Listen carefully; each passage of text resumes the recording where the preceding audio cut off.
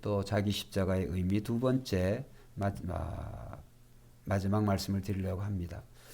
우리가 자기 십자가의 의미를 우리가 종종 생각할 때 그게 우리가 가볍게 이제 예수님의 십자가와는 달리 내가 지는 그런 십자가, 때로는 그것이 굉장히 어떻게 가벼운 그런 의미로 생각하고 또 그렇게 우리가 또 여기는 경향이 그렇게 있습니다.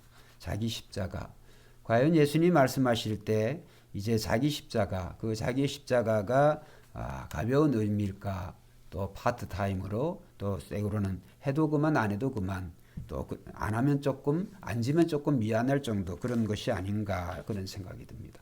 그런 것이 절대 아니다라고 하는 것을 지난 시간에 말씀드렸습니다. 예수님 말씀하신 자기 십자가는 오늘 우리가 져야 되는 나의 십자가이기 전에 먼저 여기 자기는 예수님의 십자가를 의미한다. 그래서 예수님이신 그 십자가, 그 자기 십자가가 오늘 나의 십자가가 되어야 된다. 그러니까 우리는 예수님의 십자가와는 별개로 예수님의 십자가와는 달리 나의 십자가와 예수님의 십자가를 분리하게 생각할 때는 우리가 이제 자기 십자가를 가벼이 여기고 또 생각하는 그런 경향이 있습니다. 그래서 왜 그러냐 하면 오늘 예수님 말씀하신 전체적인 배경에 여기 자기 십자가를 설명하기 위해서는 지난 시간에 말씀드렸듯이 이제 그것이 제자와 연관이 되어 있다. 이 제자라고 하는 말. 그래서 26절에 보면 마지막에 보면 능히 내 제자가 되지 못하고 누구든지 자기 십자가를 지고 나를 따르지 않는 자도 능히 내 제자가 되지 못하리라. 그래서 자기 십자가를 예수님 말씀하시기 위해서 두 번이나 내 제자다. 제자가 되지 못한다. 이런 말씀을 강조적으로 하고 있습니다. 그러면 그 제자가 되는 데에는 쉽지가 않습니다. 예수님이 말씀하시고 예수님이 원하시는 제자는 어떤 제자냐 하면 이제 26절 한번 읽어봅시다. 시작. 물은 내게 오는 자가 자기 부모와 처자와 형제와 자매와 더욱이 자기 목숨까지 미워하지 아니하면 능히 뭐요? 자, 그러기 위해서 33절 한번 읽어봅시다. 시작. 이와 같이 모든 소유를 버리지 아니하면 능히 내 제자가 되지 못하리라. 자, 여기에 보면 이제 그 예수님의 제자가 되기 위해서 우리가 우선순위를 정해야 된다. 그 우선순위를 위해서 예수님처럼 예수님이 처자와 무슨 예수님 결혼 안 하셨습니다만 부모와 그런 형제, 그 다음에 자기 목숨까지 예수님이 미워하신 그런 정도, 또 예수님 모든 것을 다 버리고 예수님이 하나님의 뜻을 이루었다. 결국은 자기의 목숨을 십자가에 자기 스스로 버리기까지 이제 예수님 모든 것을 다 버리고 주님의 뜻, 하나님의 뜻을 따른 것을 알 수가 있습니다. 그런 것처럼 아들이 그러할진대 아들의 친구요, 또 우리가 그 아들을 우리의 주로 모신 우리들도 이제 자기 십자가는 결국은 예수님의 십자가와 같다. 근데 그 예수님의 십자가의 그 속죄, 사죄의 그런 십자가는 우리는 질 수가 없지만 중요한 것은 예수님이 이 십자가를 지신 그 이유, 그 다음에 예수님이 이 십자가를 지고 죽으시고 부활하시고 우리에게 명령하신 그것에 우리가 주목을 해야 돼요. 그 명령과 이 제자와 연관이 되어 있습니다. 그래서 예수님께서 12제자뿐만 아니라 70명의 제자, 많은 제자들 양육하신 것은 그 목적은 딱 하나, 한번 따라합시다. 복음의 증인이 되리라.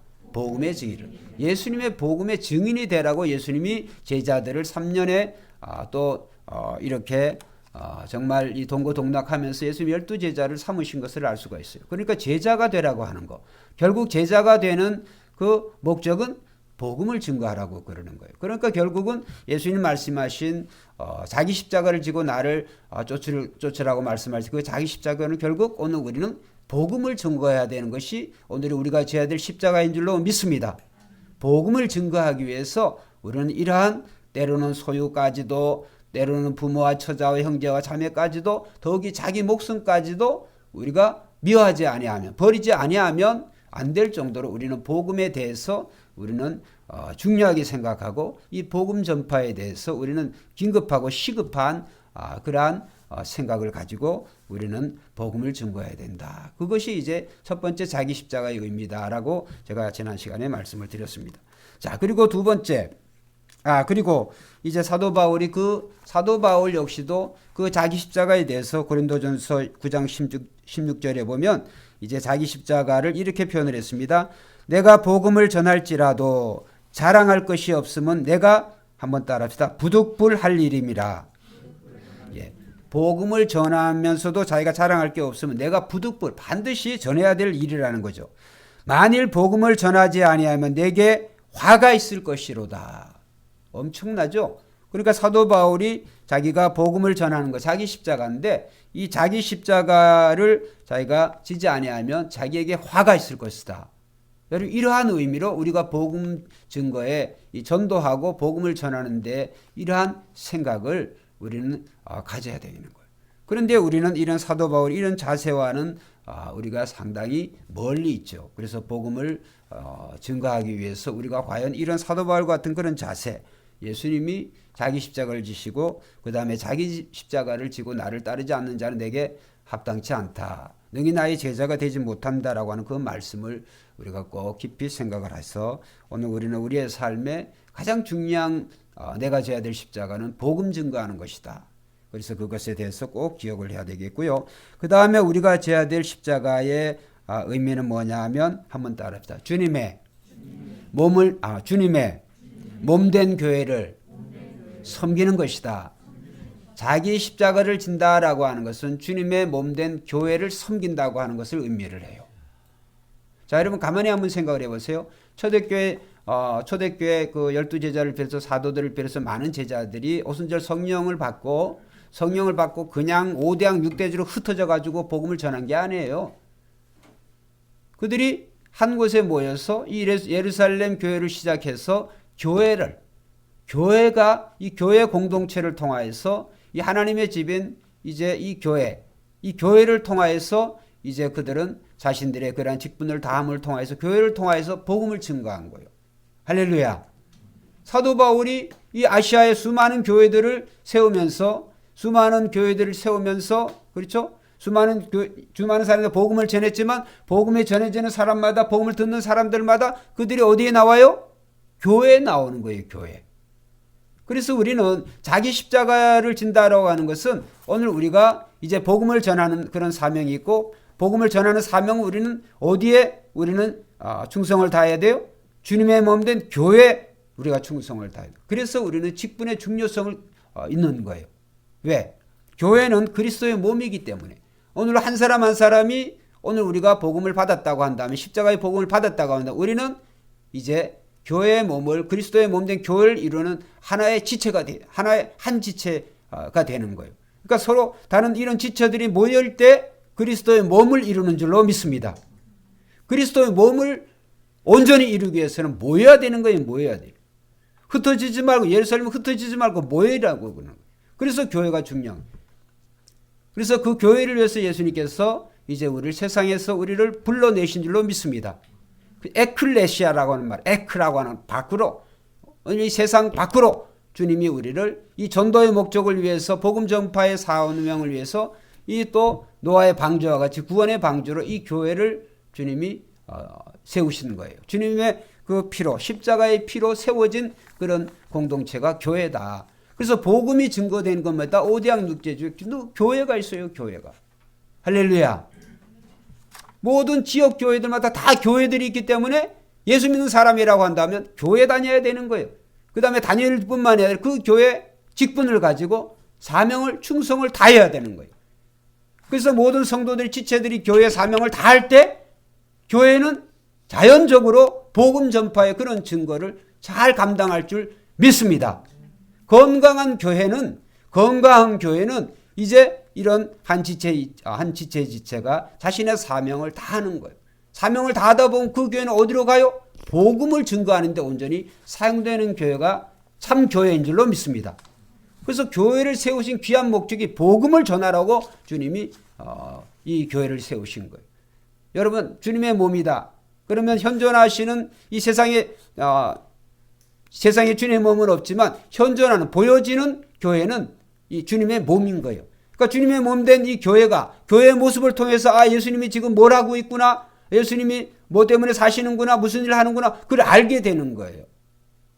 그 때문에 교회가 해야 될 가장 중요한 우선 일은 뭐냐면 가장 져야 될 십자가는 복음을 증거하는 일이에요. 할렐루야. 복음을 증거하여서 구제도 하고 선교도 하고 또 교회 찬양도 하고 성가대도 있고 여러 조직들이 기관들이 조직된 복음을 증거하기 위해서 그러는 거예요. 모두가 다. 내부적으로 그냥 교회 공동체끼리 잘 먹고 잘 살고 그렇게 하려고 교회가. 그러니까 건강한 교회는 복음 증거를 위해서 교회가 세워졌다. 그래서 결국은 오늘 우리가 져야 될 그 십자가는 바로 오늘 교회에 충성하는 것이다. 왜? 교회는 주님의 몸이기 때문에. 그래서 주님의 몸에 직분으로 사명을 다하여 우리가 충성할 때 그 교회를 통하여서 귀한 복음이 증거될 줄로 믿습니다. 여러분, 우리 주님이 세상에 계실 때 그 주님의 몸에 많은 그런 고난을 받으셨죠.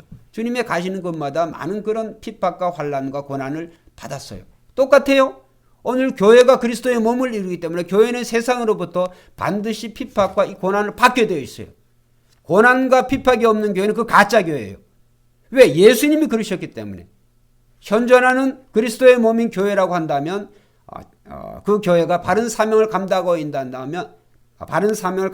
있다고 한다면 교회는 틀림없이 핍박이 와요. 왜? 마귀는 자기 자식들, 자기 새끼들은 건들지 않아요. 안 건드려도 뭐 자기 새끼 마귀짓 잘 하는데. 그럼 마귀가 대적하고 마귀가 손보는 대상이 누구겠어요? 교회인 거예요, 교회. 그 이 세상과 교회는 완전히 대조사예요. 완전 대조 공동체예요. 그렇기 때문에 예수님께서 오늘 이 말씀 누가복음 마지막 말씀에도 보면 자 34절 35절 읽어봅시다. 시작. 소금이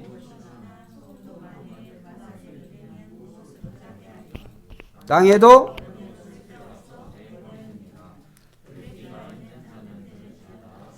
자 여기 소금이 좋은 것이나 소금도 만일 그 맛을 잃으면 무엇으로 짜게 하려? 오늘 이 소금을 교회라고 생각을 해보세요. 우리 자신뿐만이 아니라 우리 자신을 적용을 주로 하는데 그런데 여기 교회라고 생각을 해보세요. 교회가 맛을 잃었다? 여러분 맛을 잃은 교회는 어떤 교회이겠어요? 교회의 사명을 본질적인 사명을 감당하지 못하는 교회가 맛을 잃은 거예요. 그거는 필요가 있다 없다? 필요가 없어요. 어떻게 되냐? 땅에도 걸음에도 쓸데없어 내버리니라. 그 다음에 들을 귀가 있는 자는 들을지어다. 그래서 교회의 본질적인 사명은 복음 증거하는 거예요. 그래서 주님의 제자들이 모였다고 하는 것은 우리 모두가 한 사람 한 사람 모여서 주님의 몸을 이루는 교회인데 그 교회의 본질적인 사명은 복음을 전하는 거예요. 복음을 증거할 때 교회는 그 맛을 정말 이 소금의 본질적인 그 맛을 가지고 역할과 사명을 감당하는 거죠. 여기는 빛에 대한 말씀은 없죠. 빛도 마찬가지죠. 빛의 본질은 비추는 거죠. 그렇죠? 세상을 밝게 하는 거죠. 그런데 빛을 잃으면 그런 빛이 무슨 의미가 있어요? 무슨 소용이 있어요? 그렇기 때문에 오늘 우리는 너희는 세상의 빛이라, 너희는 세상의 소금이라 라고 할 때 본질적인 사명은 우리가 복음을 전할 때 우리가 그리스도의 빛이 되고 그리스도의 소금이 되는 줄로 믿습니다. 교회 역시도 복음을 증거할 때 오늘 그리스도의 그 제자로서의 사명을 잘 감당할 수가 있는 거죠. 그렇기 때문에 오늘 우리 사랑하는 모든 성도들이 우리가 져야 될 자기 십자가는 복음 증거하는 것이고 또 우리 성도들이 이제 복음을 증거하기 위해서는 어떻게 해야 되느냐? 교회 공동체를 통해서 이 교회를 잘 섬겨야 되는 거예요.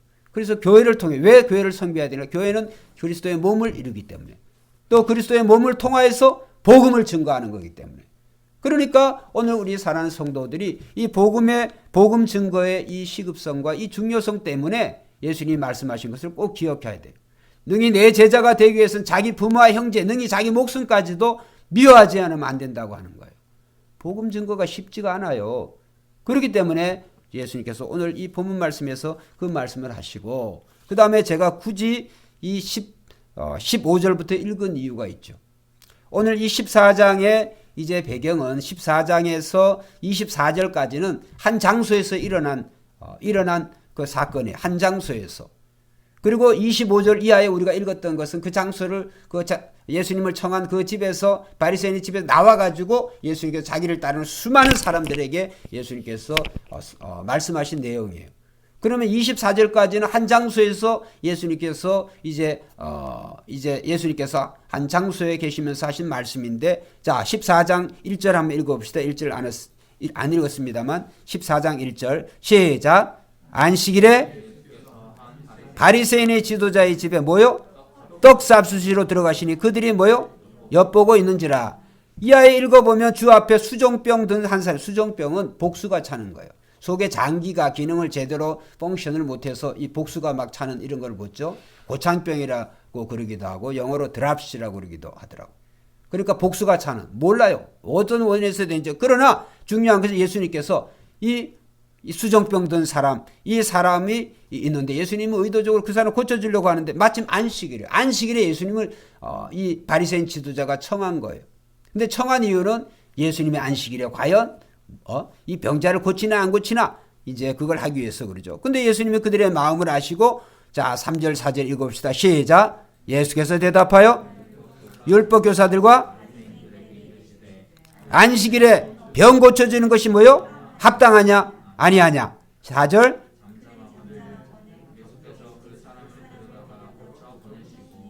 할렐루야. 예수님께서는 안식일이든 아니든 예수님께서는 저 병든 자, 정말 이렇게 예수님의 도움이 필요한 자는 안식일이든 아니든 예수님께서는 관계없이 예수님은 자신이 곧 안식일에 또 주인이시기도 하지만 예수님이 수정병든 자를 고쳐준 거예요. 그런데 안식일에 병자를 고치고 이런 것들은 이렇게 하면은 이 서기관과 바리새인들은 이건 율법이 그만한 일로 생각을 하기 때문에 고쳐진 사람도 도로 병을 안 고쳐졌다 이렇게 말할 판에, 그게 얼마나 율법에 정말 엉터리적인 그런 율법을 지키는 거예요. 예수님은 그러한 관계를 다 아시는 거죠. 그래도 불구하고 예수님은 늘 예수님의 관심은 이렇게 병자들뿐만이 아니라 예수님께서는, 자 예수님의 관심은 어디에 있느냐. 자 13절 한번 읽어봅시다. 시작. 차라리 가난한 자들, 몸 불편한 자들과 저는 자들과 뭐요? 맹인들을 청하라. 자, 그 다음에 또 똑같은 말씀이 있어요. 자, 이제 잔치 비유 나오고, 자, 21절 한번 읽어봅시다. 시작. 종이 돌아와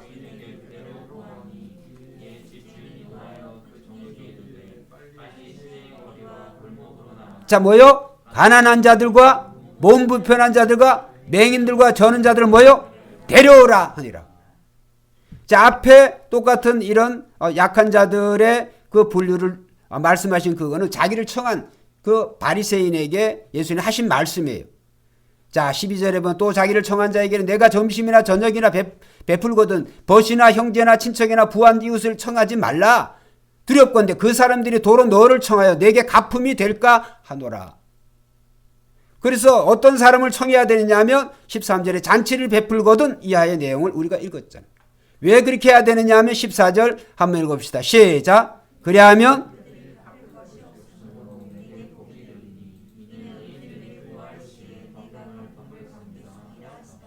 자, 여기에 두 가지를 우리가 생각해 볼 수가 있어요. 두 가지를, 이 예수님의 이 말씀의 두 가지를. 첫째, 우리가 잔치를 청할 때 우리가 일반적인 생각에서 이런 사람들 안 청하죠. 당연히 이 바리새인처럼, 바리새인 지도자처럼 그런 사람들을 청하죠. 안 그러겠습니까? 그런데 그렇게 해가지고 상급이 없다는 거예요. 그러니까 우리가 선을 행할 때 우리가 그런 대접을 받기 위해서 대접을 받기 위한 그런 자들을 청하는 게 아니라 오히려 대접을 받지 못하는 그런 부류에 있는 그런 자들을 청하라는 거예요. 의도적으로. 왜? 도리어 너에게 갚지 못하게 하기 위해서. 그래서 우리에게 갚아주는 게 없어요? 그러면 우리에게 어떻게 되냐? 우리가 부활할 때 우리에게 주님이 갚아주신다는 거예요. 할렐루야. 희한하죠. 세상의 법칙과 달라요. 이렇게 세상은 절대로 이렇지 않습니다. 그러면 여기에 여기에 이제 한 바리새인 지도자의 집에서 예수님이 잔치를 청했을 때 예수님께서 이렇게 말씀을 하시고, 그 다음에 예수님께서 이제 한 비유를 말씀하시는 거예요. 그 다음에 15절부터는 예수님께서 이제 큰 잔치에 대한 비유, 우리 바로 하늘나라 천국 잔치에 대한 그런 비유, 우리가 너무나 잘 알고 있는 그 말씀의 내용이 이 15절 이하부터 나오죠. 자, 종에게 말합니다. 어떤 사람이 16절에 이르되 어떤 사람의 큰 잔치를 베푸고 많은 사람을 청했는데 종을 이제 잔치할 시간이 되어가지고 종을 보내가지고 그 청한 자들에게 이제 오라고 모든 게 다 준비되었다 오라고 그러니까 첫째 사람 18절에 나는 밭을 밭을 샀기 때문에 아무래도 이 밭 때문에 나는 나가봐야 해서 자기는 못 간다. 양해해 주라. 두 번째 사람 나는 소를 5결이 한 결이가 이 2마리니까 나는 소를 10마리 샀으니까 내가 테스트 드라이브 한번 해봐야 된다. 못 갑니다. 또 한 나는 장가 가가지고 난 좀 바쁩니다. 못 간다. 자, 그러니까 이 21절에 종이 주인에게 다 이리저리 핑거로 주인이여 못 옵니다. 이렇게 말하니까 주인이 화내가지고 노하여 이르되 자 21절 읽어봅시다. 시작. 종이 돌아와 주인에게 그대로 구하니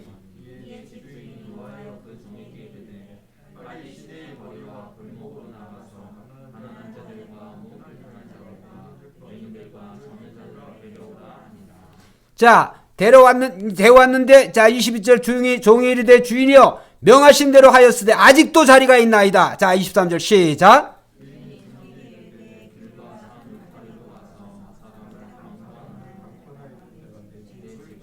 사람을 뭐해요? 강권하여서 강제로라고도 권하여서 데려다가 내 집을 채우라. 자 여기 보면 큰 잔치를 베푸신 분 하나님이시요 우리 예수님인 줄로 믿습니다. 예수님의 십자가의 피로 오늘 이 교회를 이 땅의 교회를 통하여서 이 천국 잔치를 날마다 베풀고 있잖아요. 주일마다 수요일 금요일마다 예배 때마다 베풀고 있잖아요. 그럼 우리가 해야 될 일은 뭐냐 하면 복음을 전하라는 거예요. 복음을 전하는. 특히 복음을 전하는 자들의 대상에 대해서 갚을 것이 없는 자들에 대해서 이게 오늘날 교회가 정신 차리고 정말 이거 드려야 될 그런 사명이에요. 오늘 교회의 관심이 과연 다시 말씀드립니다만 가난한 자들, 몸 불편한 자들, 저는 자들, 맹인들 예수님이 이렇게 직접적으로 말씀하신 이런 자들에 대해서 교회가 관심을 가지고 있냐 이 말이에요. 안 그렇죠. 그러니까 이런 면에 있어서는 우리 이 새벽교회는 우리 이해나 목사님 이희망별 교회와 연합해서 함께 우리가 목회를 할 수 있다고 하는 큰 기회를 주신 건 너무너무 감사하게 생각해요. 이건 예수님 말씀이에요. 예수님 말씀. 왜 그렇게 하느냐? 아까 말씀하셨죠. 그래야하면 그들이 갚을 것이 없으므로 내게 복이 되리니 이는 의인들의 부활시에 내가 갚음을 받겠습니다 하시더라. 여러분 오늘 교회의 본질적인 사명을 복음을 증거하는 일인데 그 복음을 증거하는 1차적인 제일 중요한 대상은 잘 먹고 잘 사는 사람. 이 사람들은 다 바리새인 서기관 이런 사람들이 대다수예요. 잘 먹고 잘 사는 사람은 복음에 대한 관심이 없어요. 그들은. 그런데 오늘 전자에 이런 사회에서 정말 소외당하고 정말 우리가 관심 갖지 않은 이런 자들에 대해서 우리는 교회가 특별히 우리 한 사람 한 사람도 복음에 관심을 가지라는 거예요. 우리에게 갚아줄 게 없기 때문에.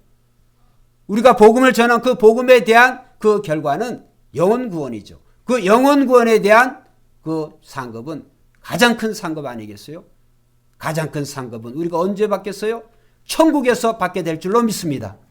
그래서 우리는 이 세상에서 뭐 여러 가지로 선행을 하고 여러 가지 착한 일을 많이 하는데 그거는요 세상에 우리가 살아있는 동안에 다 우리가 다 받아요. 천국에서 받을 게 없어요. 왜? 세상에 살아가는 동안 하나님께서 다 주시기 때문에. 그런데 복음 증거를 통해서 잃어버린 영혼에 대한 그 영혼이 하나님께로 돌아오는 것에 대한 갚음은 우리가 부활 시에 천국에서 받게 된다고 하는 거예요. 자, 여기서 큰 잔치를 베풀었다.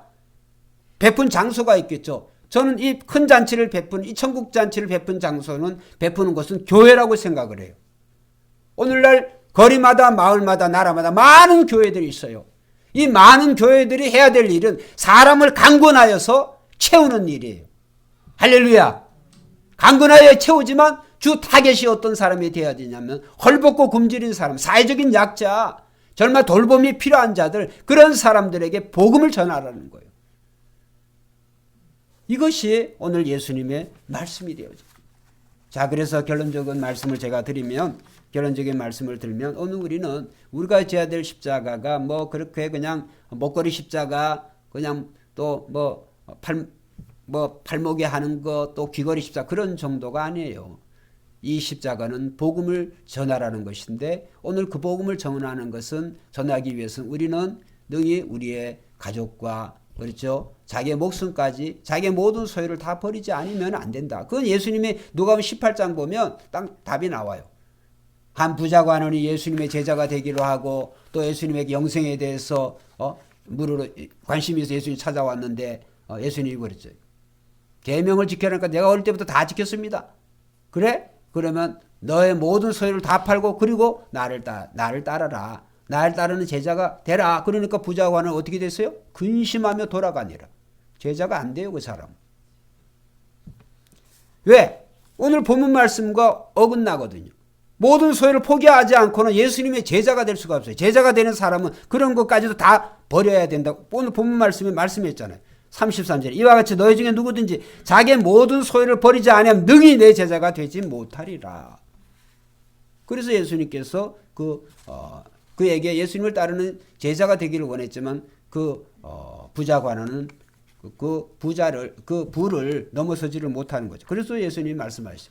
낙타가 바늘기에 들어가는 게 오히려 더 쉽다. 부자가 천국에 들어가는 것보다 더 쉽다. 이런 말씀을 하신 것이죠. 자, 그래서 오늘 지난 시간에서 오늘 자기가 져야 되는 자기 십자가는 우리가 복음을 전하는 것이다. 두 번째로 그 자기 십자가는 교회 충성을 다하는 것이다. 왜 교회에 충성을 다할까? 직분을 가지고 교회를 통해서 복음을 증거해야 되기 때문에. 자, 마지막 사도 바울의 말씀으로 가늠하려고 합니다. 자, 골로새 1장 한번 읽어봅시다. 골로새 1장. 에베소, 빌립보 다음에 골로새서죠.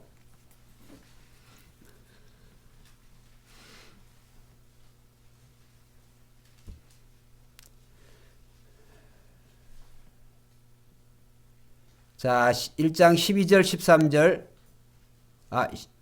1장 11절부터 14절까지 먼저 한번 읽어보겠습니다. 11절부터 14절까지 같이 시작. 그의 영광의 힘을 따라 모든 능력으로 능하여 하시며 기쁨으로 모든 견딤과 오래 참음에 이르게 하시고 우리로 하여금 빛 가운데 성도의 기업의 부분을 얻기에 합당하게 하신 우리 아버지께 감사하게 하시기를. 자, 먼저 그가 우리를 흑암의 권세 건져내사 그의 사랑의 아들의 나라로 옮기셨으니 그 아들 안에서 우리가 속량 곧 죄사함을 얻었다. 할렐루야. 오늘 우리는 이미 속량 오늘 죄사함을 받았고 이미 하나님의 나라에 옮겨진 줄로 믿습니다. 이미 옮겨졌어요. 그럼 우리는 해야 될 사명은 뭐냐? 자, 18절 이하부터 이제 같이 읽어보겠습니다. 교독하겠습니다. 18절 이하 끝까지. 자, 그는 몸인 교회의 머리시라. 그가 근본이시여 죽은 자들 가운데 먼저 나신 이시니 이는 친히 만물의 으뜸이 되려 하시며 그의 십자가의 피로 화평을 이루사 만물 곧 땅에 있는 것들이나 하늘에 있는 것들이 그로 말미암아 자기와 화목하게 되기를 기뻐하심이라. 이제는 그의 육체의 죽음으로 말미암아 화목하게 하사 너희를 거룩하고 흠없고 책망할 것이 없는 자로 그 앞에 세우고자 하셨으니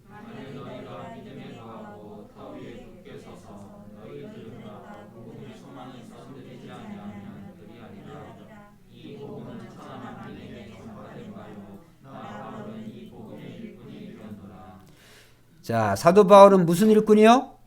복음의 일꾼이라 했죠. 나는 이제 너희를 위하여 받는 괴로움을 기뻐하고 그리스도의 남은 고난을 그의 몸된 교회를 위하여 내 육체에 채우노라.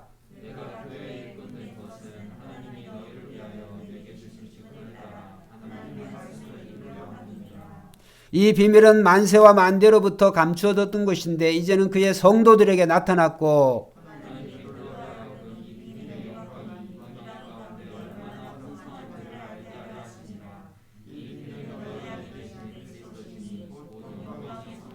자, 우리가 그를 전파하여 각 사람을 권하고 모든 지혜로 각 사람을 가르치면 각 사람은 그리스도 안에서 완전한 자로 세우려 함이니.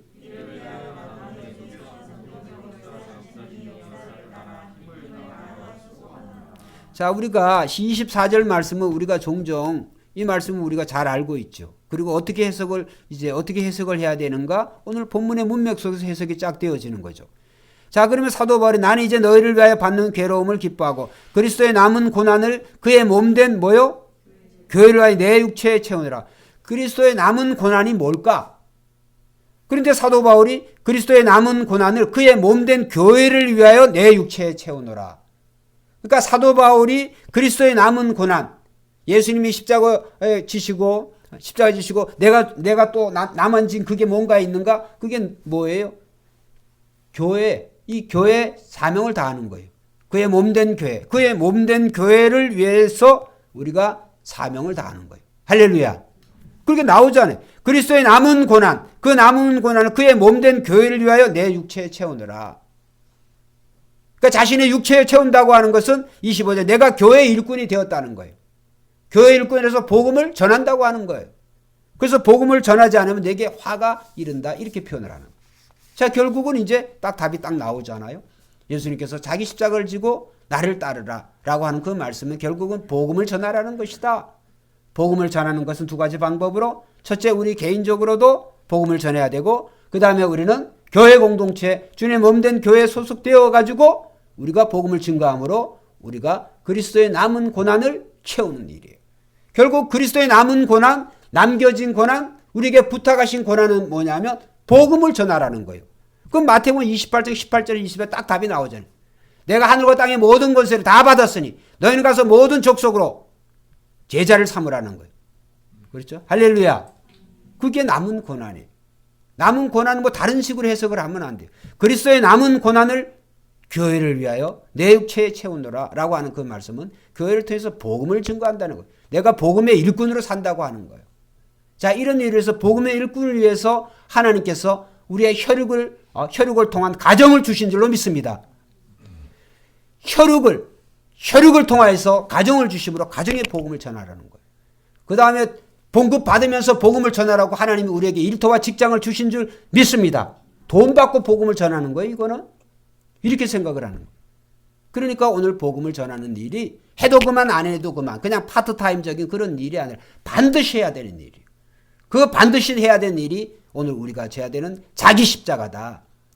그 자기 십자가를 지는 것이 절대로 쉽지 않다. 왜? 그리스도의 몸에 수많은 환난과 핍박이 고난이 있었던 것 같이 복음을 바로 증거하는 자에게는 사탄이 바로 이런 환난과 핍박을 준다. 그럴 때 우리는 내가 바로 바른 그런 소금의 역할을 하고 있구나. 바른 빛의 사명을 하고 있구나 라고 하는 것을 우리가 생각하고 오히려 우리는 사도 바울처럼 기뻐해야 될 줄로 믿습니다.